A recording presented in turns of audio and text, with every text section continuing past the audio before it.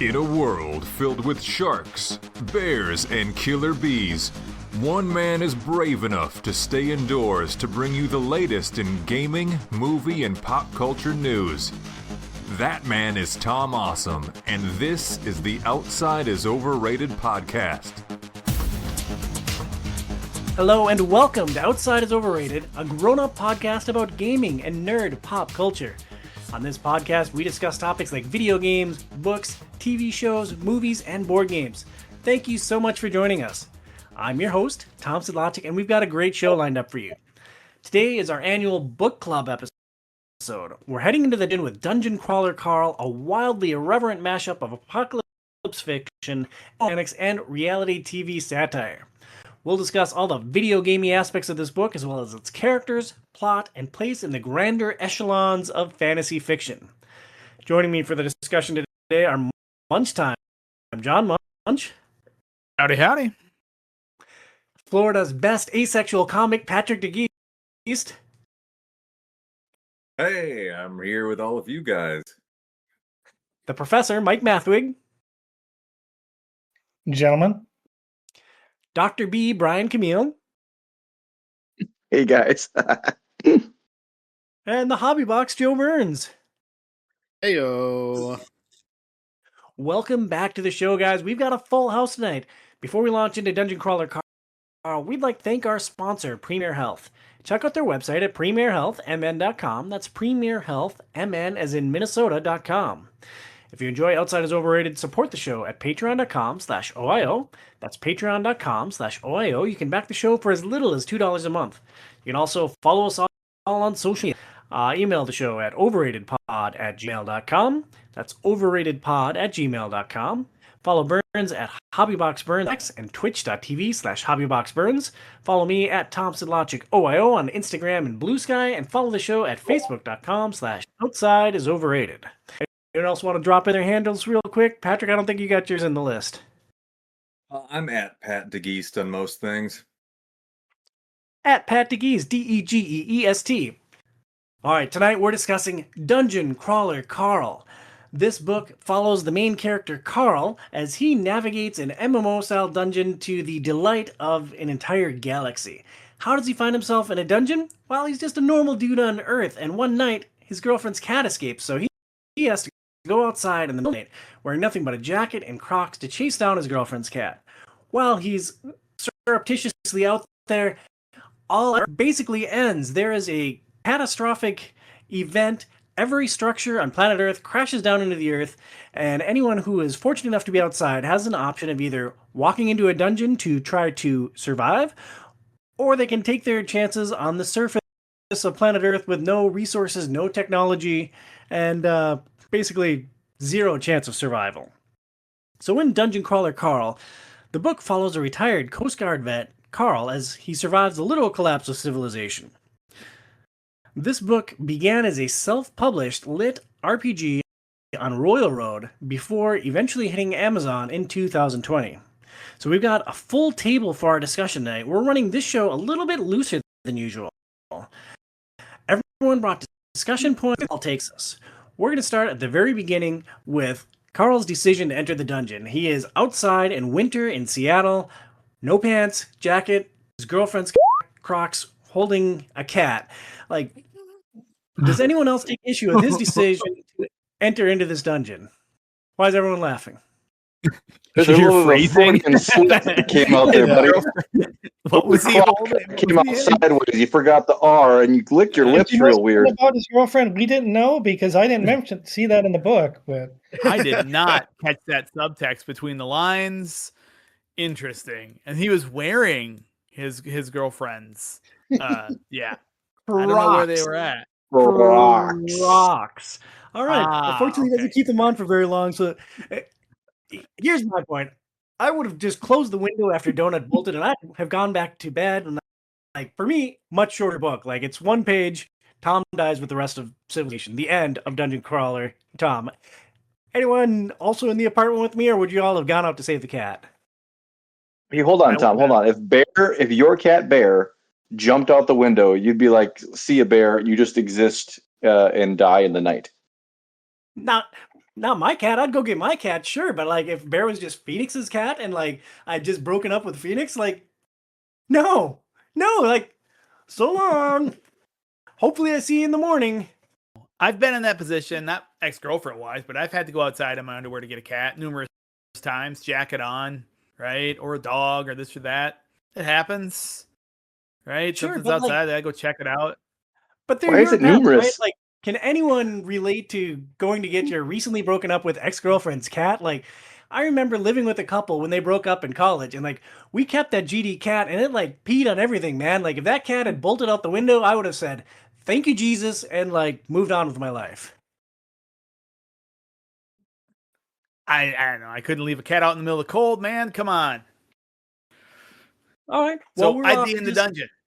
I'd be in the dungeon, right? Because if all I end right. up outside and it's like the building is now gone and there's like all that's left is like a big gaping, hole to go climb into that's has warmth in it, or like freezing cold and a head sitting next to me because like there's a dead body head right next to Carl of his neighbor, right? I'm like, I think I'll go in the dungeon and be warm. So the book throws you. Well, let's keep track here. I'm already dead, so I'm dead. I'm out of discussion. John's alive. We'll assume that all the rest of you are kind people and are also alive. So the book throws you into massively multiplayer online logic immediately with traps and goblins, safe rooms, and tutorials. So, John, how well did the opening of this book hook you, or did it take some time for the book to click? All right, so this actually did what I wanted Shield Hero, the anime we watched in the last episode we talked about, did, right? It comes in hard with systems and like just brings you in, and like there's all this like different levels and there's achievements and there's so many things that like, oh, I like references and all that. And I think it's like because you're reading it, right? They could slow down and like just throw all these things at you and explain it really, really in depth or to whatever level they wanted to. So I think they do a fantastic job of bringing in all these different things from different video games across the board in and tying it to this narrative. And they do it really quick with basic stuff and then kind of expand out from there. And then, Joe, you can build right on top of that. Yeah, I mean, I think it does it really draws you into the story and what's going on. I mean, and it doesn't take long to get into like this is everything that's happening, and so I think it is really well done from that perspective. And when we're talking about like the actual like sims and everything like that with like the MMO logic, like I'm just entirely surprised that nobody has announced that they're creating a video game for this because I mean it seems like it would be a no-brainer. Now granted, I know MMOs take like a half to a full decade to develop and release, and so maybe it wouldn't be an MMO, but I'm just surprised that nobody has like jumped onto it and been like, yeah, we're creating a video game and it's going to be out in 2 years and blah blah blah blah blah. And it hasn't happened, especially as the book series has exploded in popularity. So it's been what? We're on year 6 since it came out. I mean, that's fair. Usually it's like when they hit that iron when it's hot, they go quick. So I agree with you, Joe. I'm surprised that like by 2023 something hadn't come out. But this also was, if you guys think about it, this was released kind of in the guts of COVID. And that wound up creating a whole bunch of backlog when it came to kind of mediums in general. So I wonder if that did slow down that effect.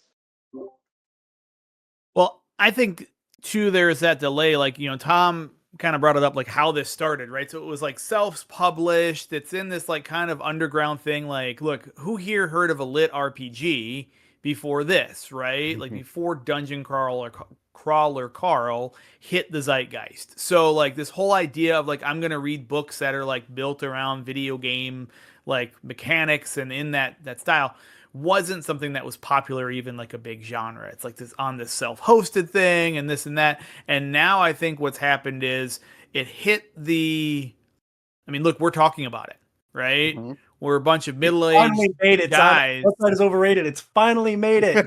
Right? We're talking about it, a bunch of middle-aged guys that like just play video games, and like, how did we all hear about it? It was like through the reels and the feeds and the TikToks and all that, the social media bombarded us with it, and now it's kind of everywhere, right?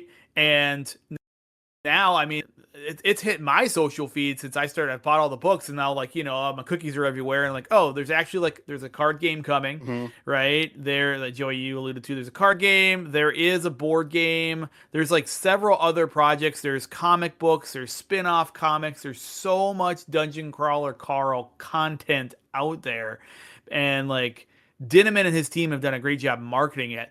I don't, the video game has to be coming eventually. It just depends on like what game they pick to do, right? What style. Yeah, and it's the path that this series took to get to where it is now is kind of crazy, because it started off, published online basically as an online book, and then it was sort of self-published to Amazon for people to purchase it. But I think it really exploded in popularity with the audiobooks. And I believe the audiobooks have outsold the novels like by a magnitude of 10 or something like that. And so I think that is part of what like grew it to, I think, maybe the stardom that it has gotten to, which is insane. And I know a lot of people that I've talked to outside of like this group, but a lot of people that I've talked to only listen to the audiobook. They never were even thinking of reading the book. And so it is kind of crazy how it kind of took the opposite path of what maybe a lot of other book series have done in the past. You guys can expound on this. Explain the stardom after I'm done. I've never heard of this book or series until Tom mentioned it for this podcast. And like, to me, it's almost the perfect novel to plug into Sora AI and just generate a YouTube series. Like, I think that's the perfect venue for this. It's like, okay, you got a cat shooting magic missiles, you've got goblins, things like opening loot boxes is pretty fun in a game. Reading about opening loot boxes, it gets old after the 10th time, but like, I keep reading this and I'm like, this just seems like an AI generated Sora story. And I'm curious, like, where have you guys heard about this besides now? Interestingly enough, my like manager at work mentioned it one day because he was reading it because like he heard about it somewhere. So like this weird word of mouth. And then it was just, I was looking for an audiobook to listen to. Right. And I had a free one. I was like, oh, Amazon threw it up in there. So I think Dinniman's team, or like, however, like, so Sound Booth Theater is the crew that did the audiobook. I have a feeling they did a really good partnership with Dinniman, the author, and Amazon. And that started to push it and get it out to people. So then they started hearing it. And then they just did an exceptional job with it.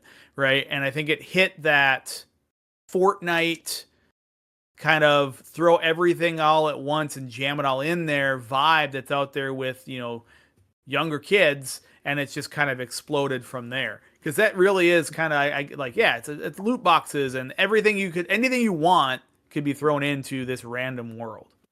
John, if you're on book 7, when did you, because I'm with Pat, like I had never heard of any of this, and I can only assume that they're going to tap Chris Pratt to play Dungeon Crawler Carl when this finally actually hits a movie theater, which is going to be unfortunate. When did you start, if you're 7 books in, when did you start reading this? Because like, again, just like Pat, I had never heard of this before Tom brought it up. Book 2, right? I read the first one. I was like, oh, that was really fun, right? But when did you start it?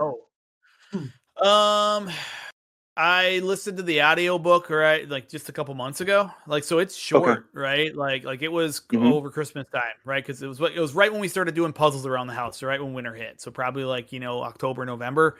And I would just listen to it while I was doing jigsaw puzzles. And I was like, oh, that was great. And then I just was buying them for like $2 a piece, right, from Amazon, getting them super cheap. I was like, yeah, this is great, good little fun little distraction. And like as the books continue, like the story gets much deeper and much more complex, so they just got to be better. Like book 1 is pretty basic. It definitely grows and expands. Yeah, I'll weigh in on Pat's question, and then I'm going to steer us back towards the book. Phoenix had heard about it on Bookstagram. She saw that it was becoming a bigger and bigger thing. She thought it would be a good fit for us and our interests. And like she basically said, you should do this for the podcast. And I said, all right, I'll make my friends read that. Yeah, and I heard about it about a year ago this time. A couple of my friends on the way out to Adepticon in Milwaukee listened to it on the drive out. One of the friends, had been listening to the whole series. And then the other friend that was riding with him hadn't heard it and came in kind of midway through, and they just couldn't stop talking about it throughout the weekend. But the way my brain works, I kind of forgot about it. But then I kept hearing people randomly. So one of the guys that I play Frosthaven with started talking about it. And then like another month later, one of my other friends that plays Frosthaven with us started talking to him about that too.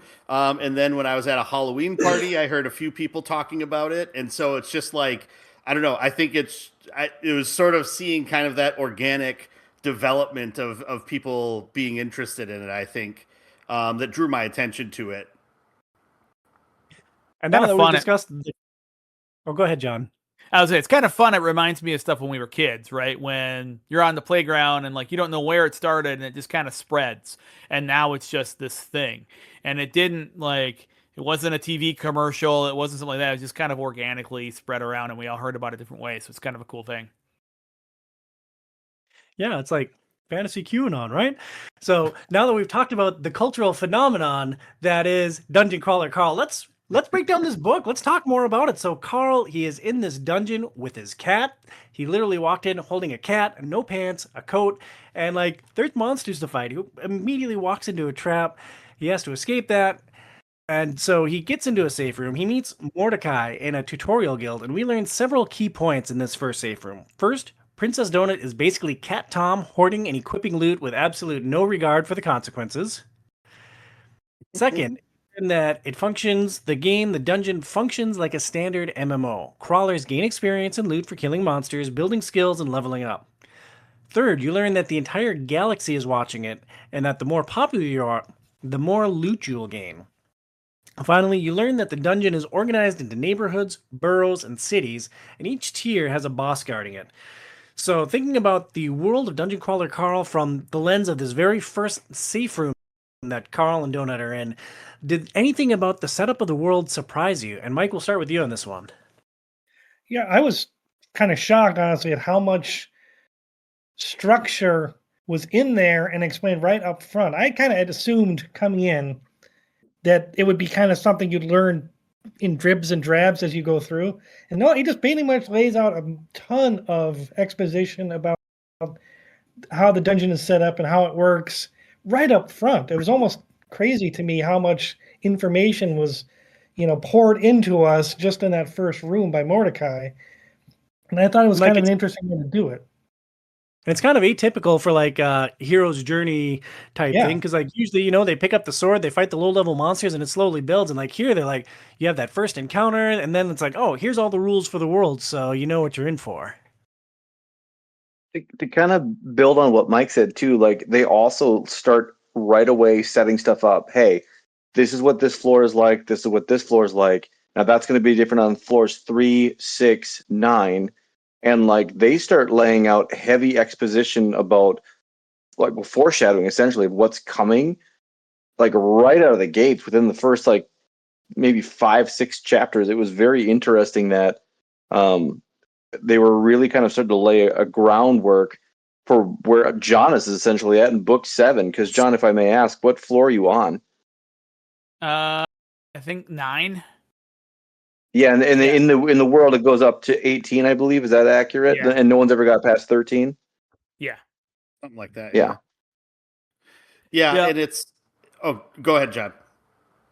No, I was just going to say, and Dinniman does a really good job in this part, like not only laying out the rules, this and that, but letting you know that like this isn't the first dungeon, right? Like even like Mordecai used to be like there's previous crawlers that like when you get to a certain level like you cap out and you can like go and say great, I'm done, but you have to then go work in the dungeon, right? So like it's this whole like humans are being farmed and we're resources and now they're gonna take it and like put it into the dungeon. Like there's this whole like universe of systems that are all around this, and he does a good job of like saying, oh well, yeah, like these NPCs aren't necessarily NPCs, and all sorts of different things are happening in this one room.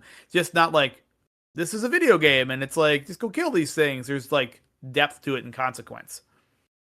And what's also interesting is how, you'll have, he goes through, like Mordecai kind of goes through and explains all these things, but then how each time you go, Carl and Donut go to talk to him, he kind of layers onto that a little bit, and it's like more information to expand on some of those points that he touched on in that first discussion.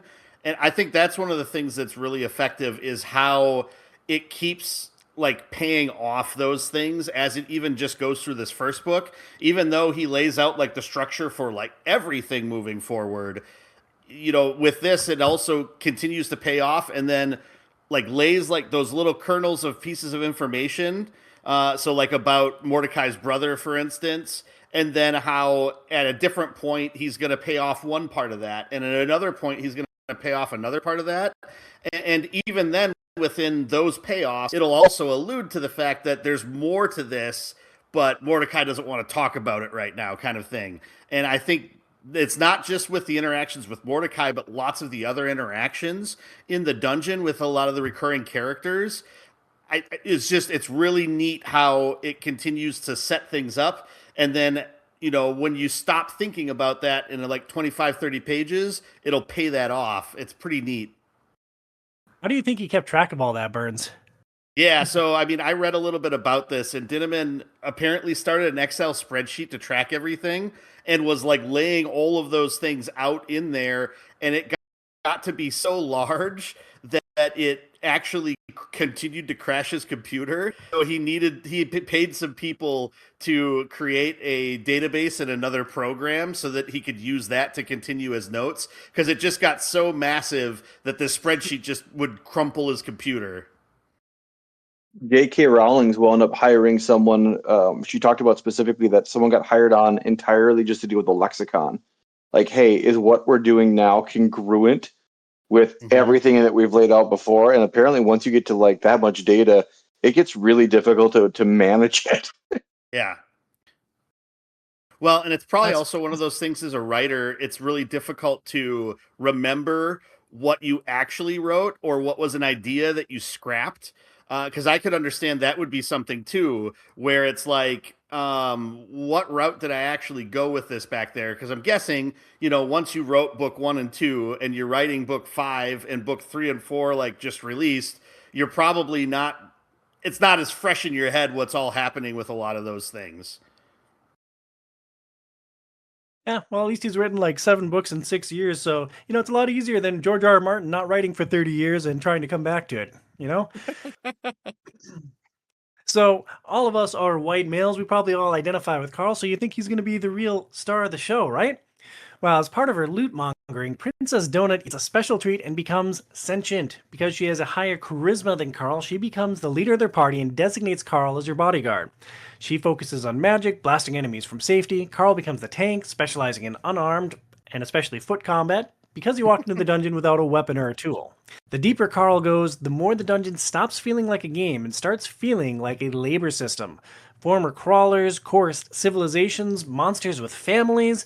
So, did the book surprise you by making any of the NPCs sympathetic? Yeah, I think it's a really good twist, right? Kind of takes you from, hey, let me go ahead and just do whatever I want, to NPCs, puts that in a different light, and especially with the idea that things are recycled, right? And that the NPCs might be previous crawlers, or, they're actual victims. They might be from a planet, right? Not know that they're there. They have personalities. They remember things possibly from different times. So there's all kinds of different layers that have certain rules and like follow them sometimes and don't other times, to like really good kind of emotional, whiplash effects. Yeah, I thought this was a really awesome element of this book, because like I was drawn to Mordecai right away, and they keep dripping out more about him. But it's not just Mordecai; it's the orc shamans that Donut winds up charming. Like everyone has like a compassionate, interesting angle to them. And I think that's one of the things that Dinniman did just remarkably well is like he made me feel sympathetic for even the mobs in this book. So with the versions of the book that you all read, did you have the sort of side story that's added to the end of the book? What is it called? It's something about the Pineapple Cabaret. What is it called Yeah. here? Yeah, backstage at the Pineapple Cabaret. I have no idea what you're talking about. No. I don't think I saw No. that on the Kindle version. Yeah, I think it's only in like the most recently released book that was created in 2024. But that even goes like that next step farther, and it tells a story about the one of the goblins that Donut and Carl first meet, and kind of what happens with them after Carl and Donut leave, and it's really interesting how it sets it up. And I think with this series of re-release books, there's supposed to be like a chapter or two of that that's releasing with each book, and I'm curious how some of that might actually pay off in the main book down the line. Yeah, That like makes I am. sense. Go ahead. I was Mike. just going to say, just right away, the even without knowing what that was, you had to assume the goblins, because one of the things that always stood out to me was they were carrying around was it's like sticks with pineapples on the end, and they don't really explain why that's their thing. It just is their thing. Um, that's super interesting. They're going to build a side story per book. I think that's such a unique approach. Well, and the key aspect of it is that because Donut gave them names, Rory and Lorelai, they end up creating an identity where it's like I never had a name before, but I should have a name, and now I have a name, and that actually, so it's like it somehow changes how they work within the AI system. Is kind of how it's laying it out.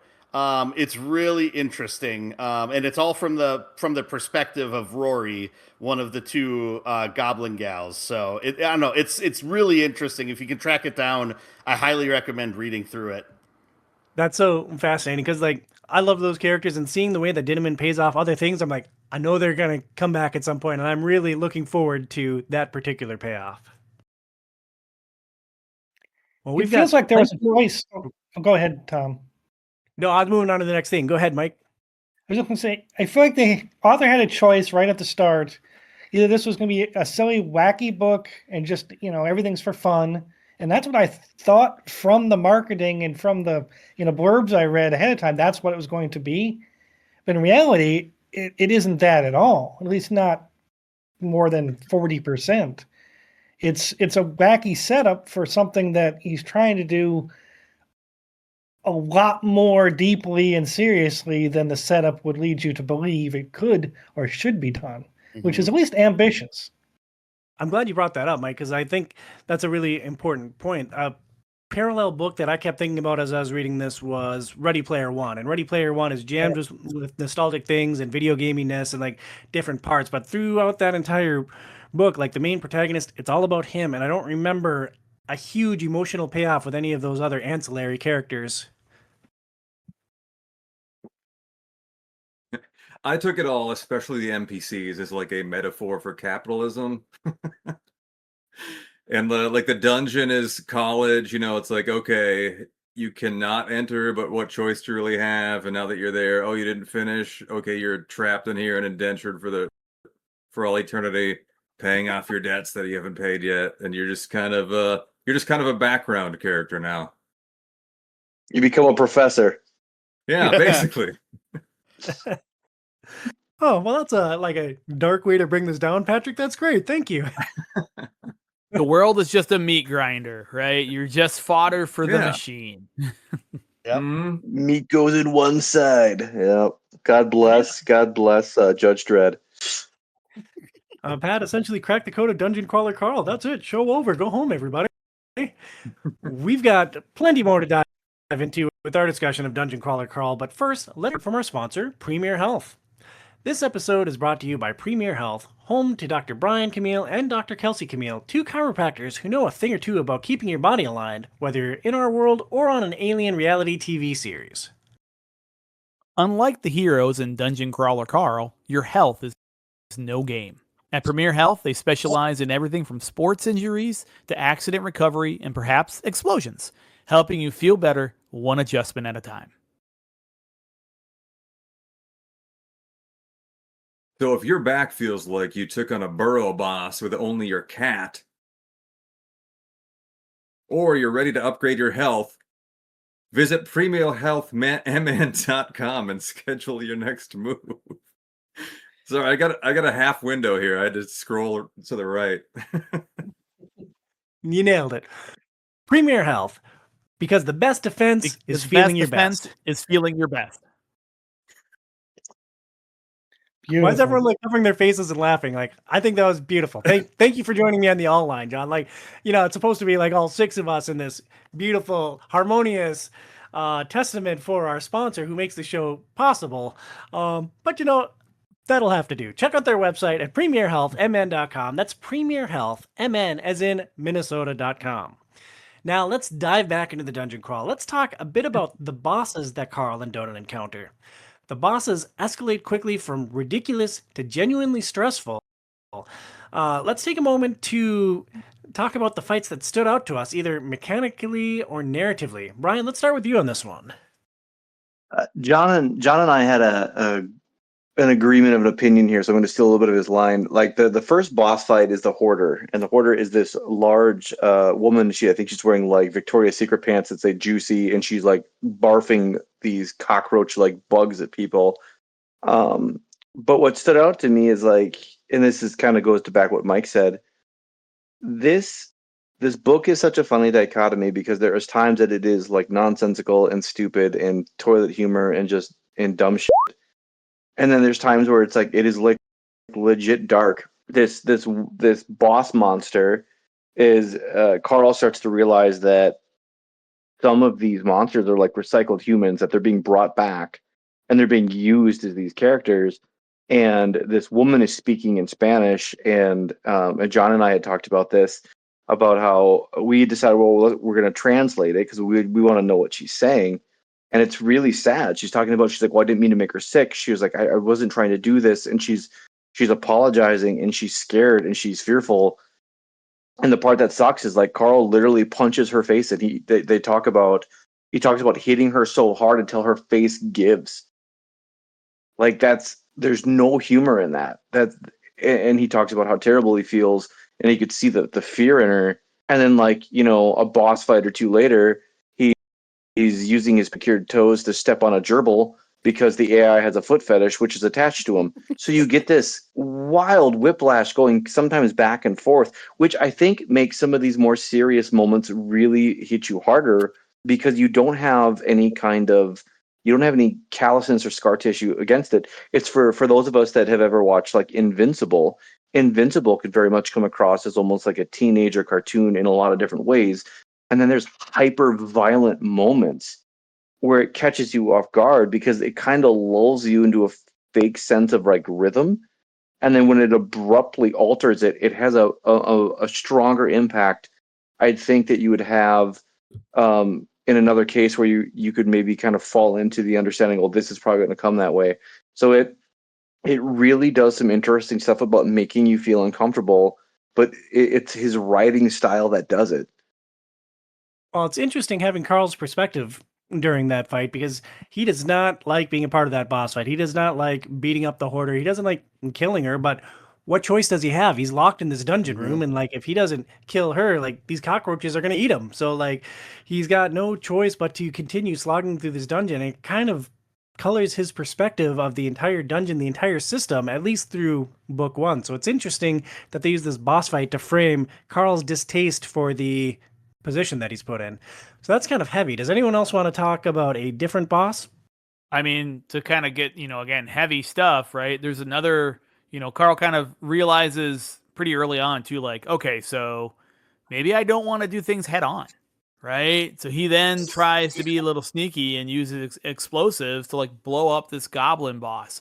Oops, there was a ton of kids in the room with him. So like we've gone from like this woman talking in Spanish where literally she says, "I'm sorry if I was a bad person. I didn't want my daughter to get sick. I don't want to be in hell." So like she literally feels like she's in hell, and he's feeling bad about that. It's like, all right, I'm just not even gonna engage with it. And then they'd be like, "Oh yeah, by the way, you just like basically like killed all these baby goblin kids, all these literal babies," and like just like the system messing with him and saying, it doesn't matter what you do, right? How you play my game, I'm going to make you suffer in this, right? And like, I'm going to break you type of deal.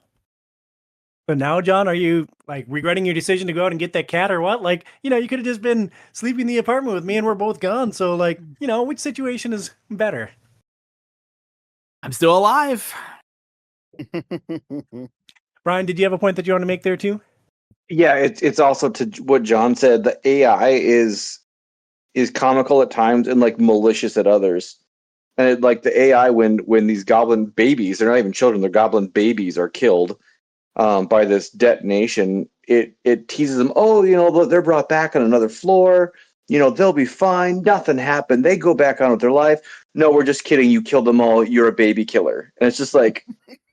Like record screech. It's like holy. It's like okay, so it is kind of fun how malicious the AI can be, and I believe it is Abhorrent is a company that owns this version of or this season, and how as Carl goes through this, like you can taste the venom that he is developing against the people that have made this. Like he hates them, and it's kind of fun to watch him express that when they try to maybe what's the word I would use when they try to use him for like different kinds of advertisements, things like that. He turns it against them because of his just anger. And thinking about going back to the goblin babies for a second, like he had no choice. Like even if he hadn't like pushed a big explosive into the room, killed everything, like he would have had to walk into that room, fight the boss, and like probably kill all those babies by squishing them with his hand. So maybe how he handled it was a mercy from his perspective, but yeah, that AI is kind of having a hard time thinking of a word that I wouldn't have to bleep out here. That AI is something, huh, guys? He's a real Richard, a real Richard. Beyond monsters and bosses, other dangers lurk in the depths of this dungeon. Carl and Donut encounter player-killing characters in the safe room, and they barely escape. There are bugs in the system, and apparently, toilets are accidentally killing people.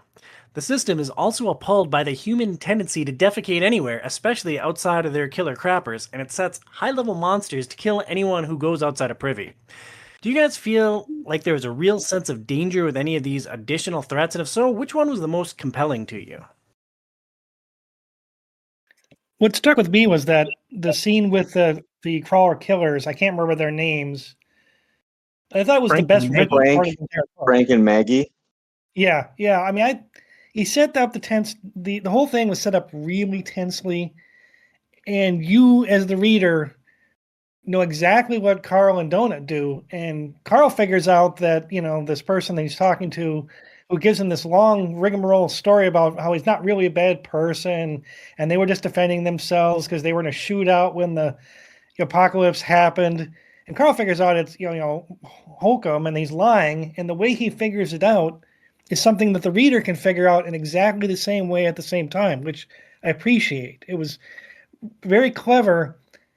There was a scene a little earlier where they're eating cookies in the safe room, and he notices that he's in party with Donut, and he gets 9.8 experience points, and Donut gets the 0.2 because they're in party.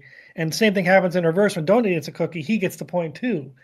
Well, he's talking to this killer, and he has a cookie, and he notices the experience points above his head is 9.8, not 10, which tells him that despite what he said, he's not alone, he has a partner, and he's basically been lying the whole time. And then because Carl paid attention to his information from Mordecai, he's able to outsmart the killers, and they're able to get away. But it's a really excellent scene. Like I said, I think it's the best written scene in the entire book. And then with that scene, it doesn't come back to that for a while. And you think, okay, well, maybe he's going to run into them at some point and find some information out about them and so on. But then No, like later on, it really comes back to the trap that Carl set up for them and what's been going on with them in a really dramatic way, which I think is truly fascinating and how that comes into play with everything also. And so the ability to kind of weave that back into the story at a sort of pivotal point where Carl is pushing, like how he can push back on the game and the system, I don't know. It was really interesting how a lot of things came to a head in that one game or in that one TV show. Glurp glurp. That was the best. There are three things that I thought were set up really beautifully in this book. There's Frank and Maggie, which we were just talking about, and how they come full circle and set up future situations, including unintended consequences from that first encounter. Then there was Carl's catchphrase. Like, I chuckled every time it came up throughout the book. I'm like, that's funny. And then like you realize it's his catchphrase. I'm like, oh, that's so super duper clever. And then there was the rage elemental, which would be just my dad's bane if my father ever made it into this dungeon. So like, what did Dinniman set up well in book one that makes you want to keep going through the future books? I just rolled into book two. I got this new amazing edition of Lord of the Rings that I plan to get into. God bless you, Pat. I'm thinking about you. And then I've Give got us the 11, Silmarillion, 20. not the trilogy. Oh, I'm sorry. Yeah, never mind. He likes the All of reference. the above. And then I've got 11, 22, 63 I'm supposed to get into, but I wound up jumping right into the second book of this because it kind of starts off with finally they get to choose races and they get to choose classes. And that was interesting enough to me. I was like, okay, well, I kind of just want to see where this goes. And now that I know that John's on 7, I'm like, I'm just going to kind of keep consuming this, which is going to be a bit of a problem. But Carl is a likable enough character. I think the decisions he makes decisions at times that do hamper his own progress, like when he was dealing with the senior citizens and all these older people. I want to know what the hell's going on with Agatha, this weird, crazy lady that pushes around a shopping cart that just is kind of nuts with a laser gun. There's these weird little things that they set into the story that you don't know enough about, but it's enough breadcrumbs to entice me to the second book. And I'm a little bit nervous that I'm going to go down the rabbit hole on this thing super fast. Well, and I think part of that comes down to the way that like the writing is structured. Reading through this reminded me of back in the day reading The Da Vinci Code and Angels and Demons by Dan Brown, and just how how it was structured in that you would get to the end of a chapter and you just had to read one more chapter because it set up what's coming next and you just needed to see what happened. And then you get to the end of the next chapter and you're like, well, I guess got to go again, right? And I need to see what this next bit is. And it just kind of sort of steamrolls that way. It's not exactly the same writing style as Dan Brown has, but this is like the first time where from beginning to end, a book was just kind of really pushing me to keep going because it's building these things up and then paying them off so well. And I think that is one thing that is part of why it's so popular. In that vein, at the end of one of the chapters, it's talking about how he makes a bomb. Carl makes a lot of bombs in these books or these chapters. And he talks, he's like, oh yeah, I'm going to throw this bomb. I hope it doesn't go off early. You start the next chapter, it went off early. Like it was like the first 3 words. It's like, well, that's a good way to get you into the next one. Mm-hmm. There was so much clever stuff in this book. Like when he invented the Juggo Boom and like he made his own item by taking 2 things that he'd found in the dungeon, jamming them together, and they named it after him. And he's going to earn a royalty anytime someone else in the dungeon uses that. And I thought that was super clever. Patrick? See, I have a rule in books like this where like you just know the main characters are never going to die. So I feel like there's no threat to either Carl or Donut. So until one of them dies, there's nothing at stake in this series. All right. Burns, let me go first and then you can jump Yeah. in. But Patrick, last year we read Conan the Barbarian. And like, did you ever feel like Conan the Barbarian was really in any sort of mortal peril in any of those stories? Like, I I have a hard time like saying that there's No. no stakes here if Carl and Donut don't die. Yeah. And all those times in The Hobbit where I could have swore Bilbo was just going to die, or all those times where Frodo was going to die throughout all of the Lord of the Rings, like, God, I come wish on, he would have. Pat. There's so many books where the protagonists don't die. I mean, I guess we could have George R.R. Martin write all of our books, but then we'd have no books. So if you're looking for main characters to get killed off, the reason why it doesn't happen a lot in books is because it's not a really good way to structure a book, much less a series. Well, okay, sure, and you stole my thunder there. That's why I think Game of Thrones was so popular. But okay, like just they're never gonna die. So I don't Well, want to, I and mean, don't give any spoilers away if you're on book 7. But I would just bet Carl and Donut make it through 9 levels pretty safely. and I'm going to contradict you there, Pat. Like I've only read book 1 and like the first chapter of book 2. I'm willing to bet that Donut dies at some point. I don't know when, but I would wager that Donut is marked for death because I do feel like there's going to be consequences. I don't think they're both getting to level 18 and escaping to become co-kings of Earth. So the thing that kept me going with these books ties into this, right? And to me, it's impact, right? And to me, what I mean by that is there's connection between the people Carl meets, right? And Dinniman makes that connection be a huge part of the book. So Pat, you're right. Like, look, Donut and Carl are safe. They're the main characters. Like, honestly, like they're who you're supposed to be like connecting to, and you're following their journey. If they die, right? Like, oh well, who's picking up? Carl's kind of the narrator. It's he's the main guy. So, but they have all these great characters, even in book 1. You look at everybody who said it. You guys have said something like, there's the randos like Agatha and this and that. But like, we didn't even talk about the fact that like Carl runs into a group of people that were from like a nursing home, right? And like this is just such a cool thing. Like, they start to talk about all the different people who went into these gates. So now you have all these elderly people that are like in wheelchairs and walkers, and there's a whole group of people that they come across like taking care of them. And like the first person he sees is this group is this girl who has 5 skulls, right? And like come to find out like she had to actually kill some of the nursing home people, right? Because like for like their own safety, or it was for their own good. It was something along those lines, right? She was protecting them.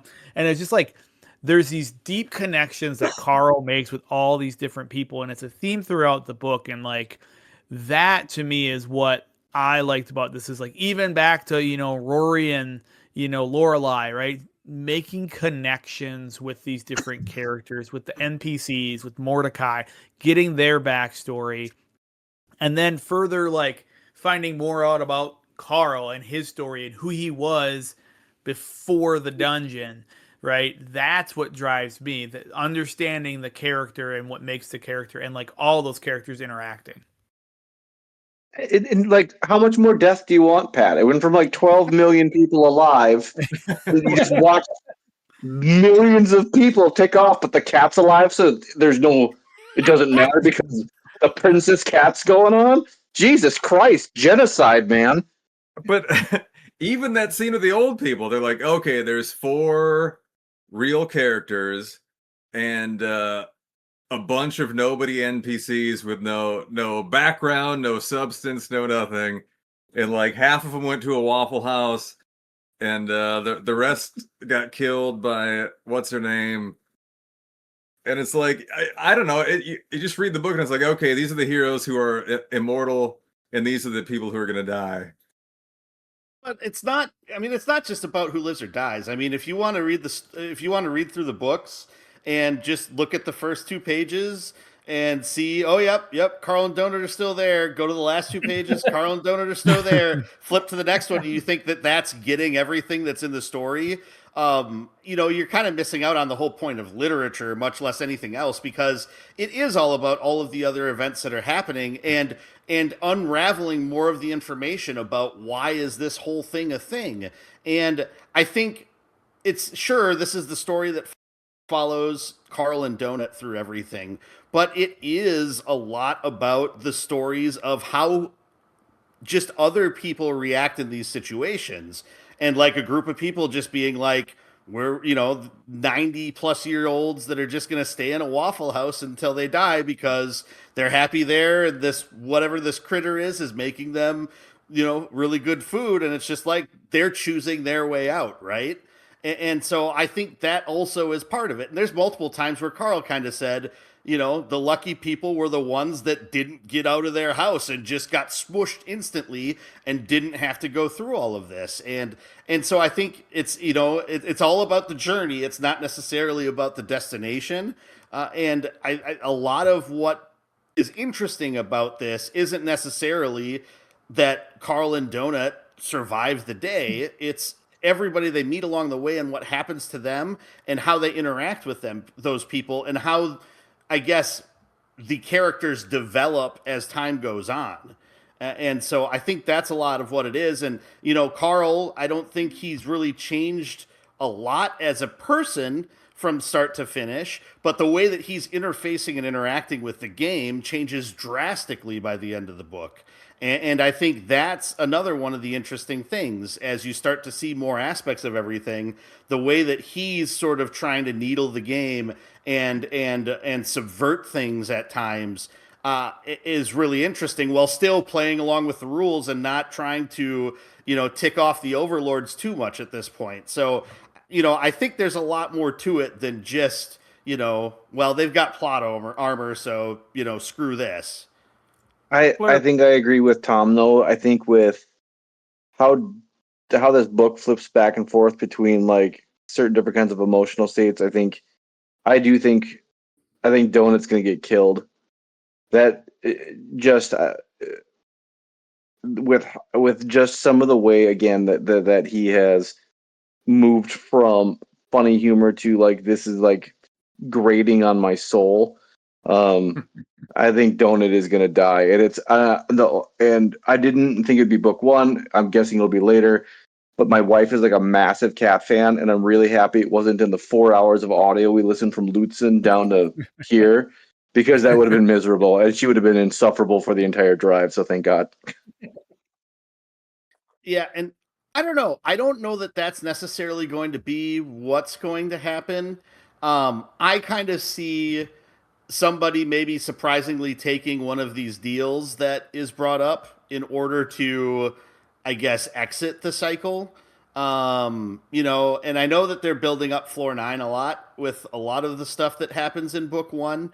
And so that's kind of going to be the pivotal point.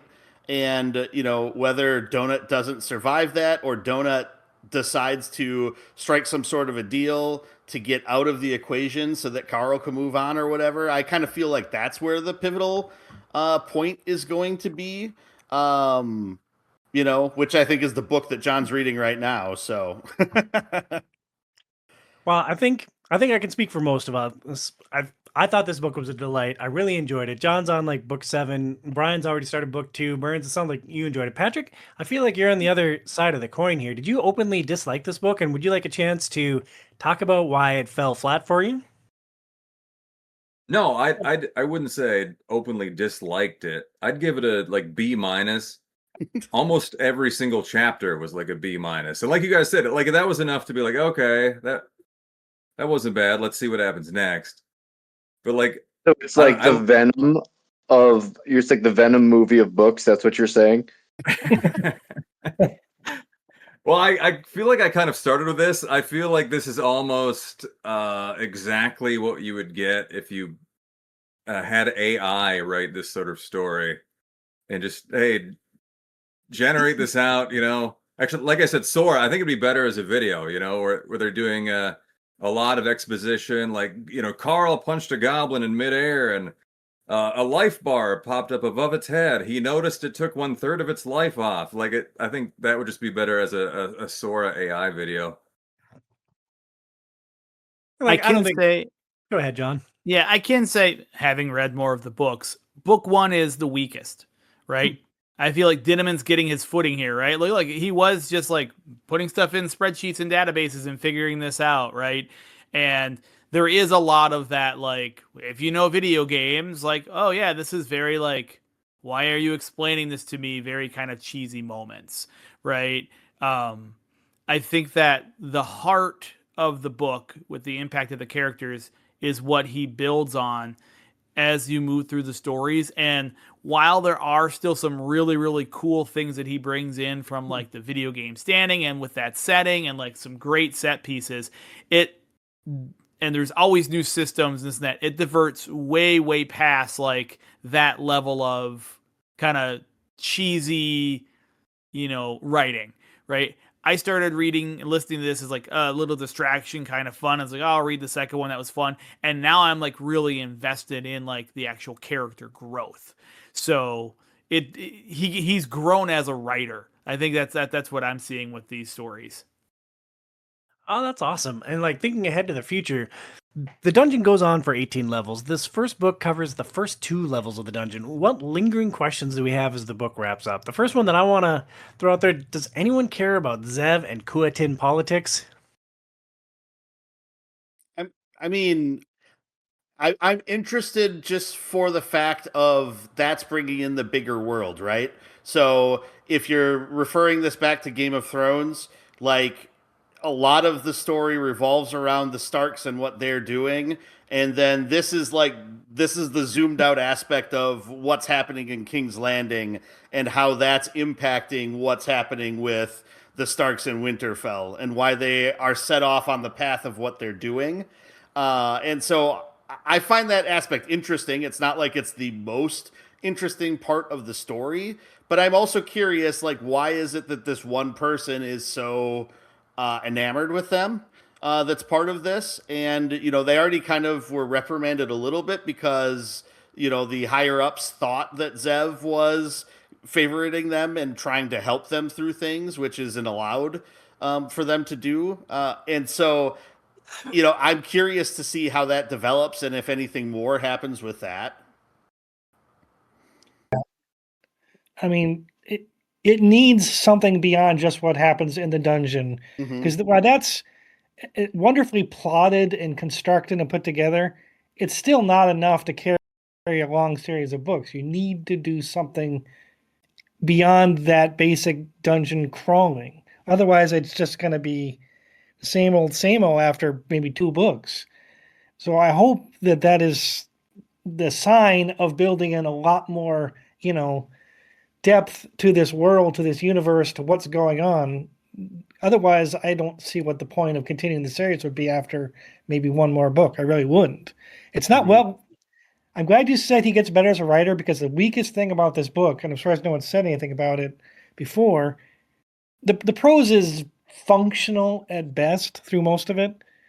It feels like he spent so much time and effort constructing the plan, putting together the architecture of how he wanted this all to work, and figuring out all the ramifications, which I totally believe took a giant spreadsheet, that not enough time and effort went into actually writing well, into putting it together on the page.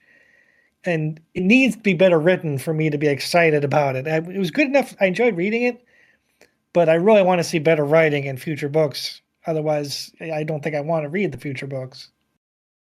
I don't super know how to judge writing, which is kind of funny given what I do for a living. But the only point where I really noticed that, Mike, was in the first chapter, like before he got into the dungeon. Like once he got to that first safe room, like the whole book really just clicked for me and I was along for the ride. But reading that first section with Carl outside and there's the head and like explaining the calamity, it's like, I don't know. This feels like it's going to be a pretty rough ride. So I definitely felt it in that first section. But once he got into the game, I thought it flowed a lot more smoothly. Well, it flowed Yeah, just I fine. just I like mean, to say like I said, it was there's a. functional, Sorry, go but ahead. it lacks depth. It lacks personality. If you read something by a really good author, they can, with just a few words, sometimes create a tremendous amount of atmosphere and mood and context just by the way they describe things. And that just doesn't exist in this book for the most part, with a few exceptions. And like I said, that might be because it's a first book, and first books can be very hard because you do want to set things up so much that gets in the way sometimes, I think, of the storytelling. But it's something I would really hope to see improve.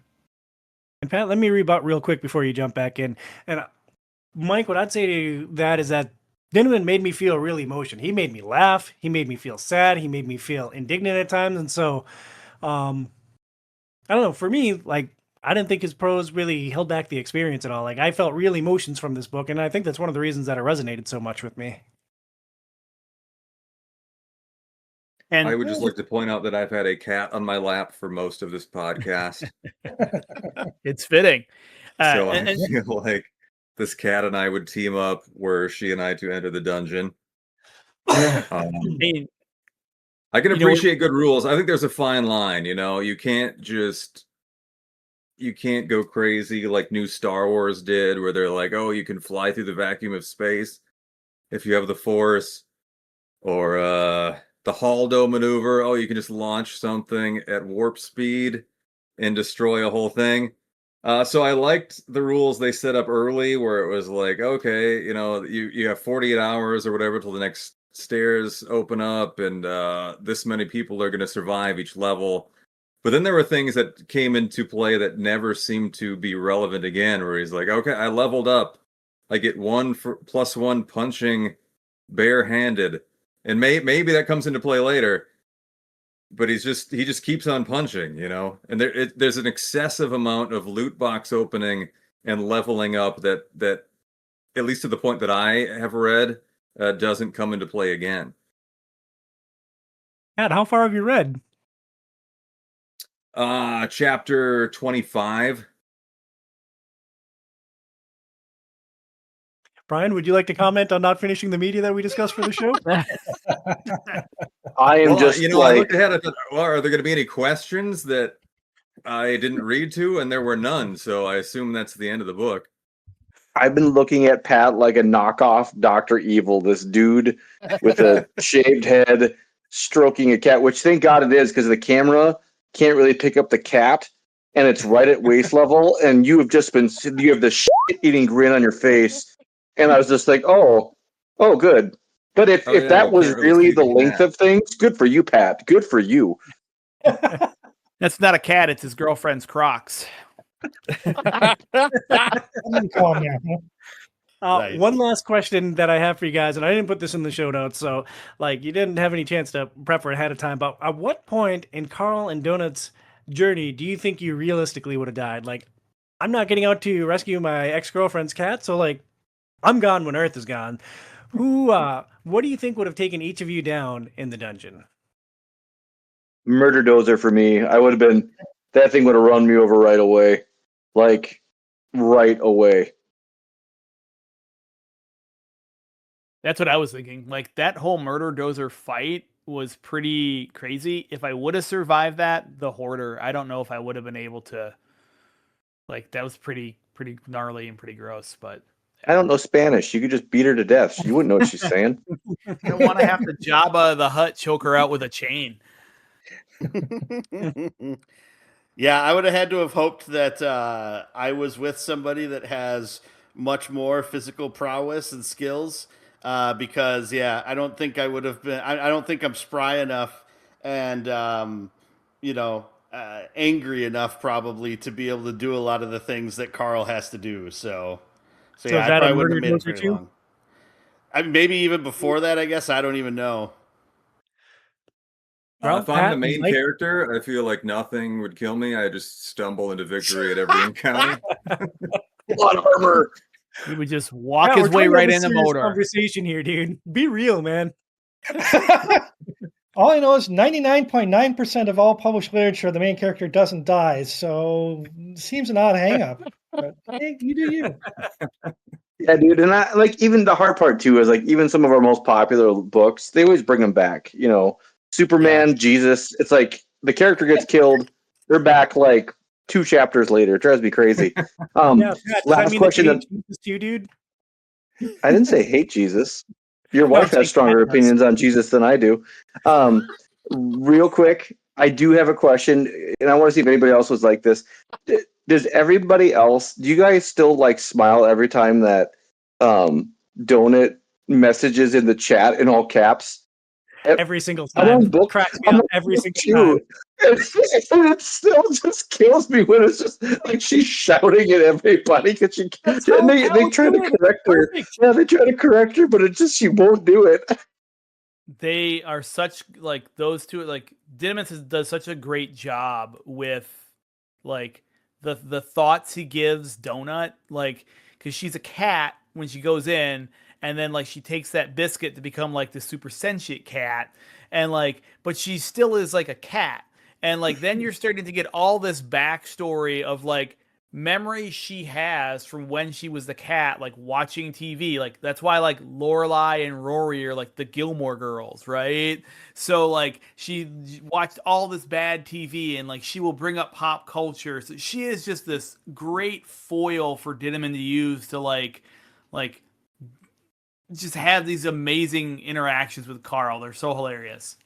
And like the feline view on human infidelity is just priceless. And like there's the talk about what constitutes cheating when, you know, humans are cleaning each other. And it's just, man, yeah. The This video book you was watch of the two women cleaning each other, that's how she words it. And then it takes you a second to think about, like, well, what is she even talking? Oh my God.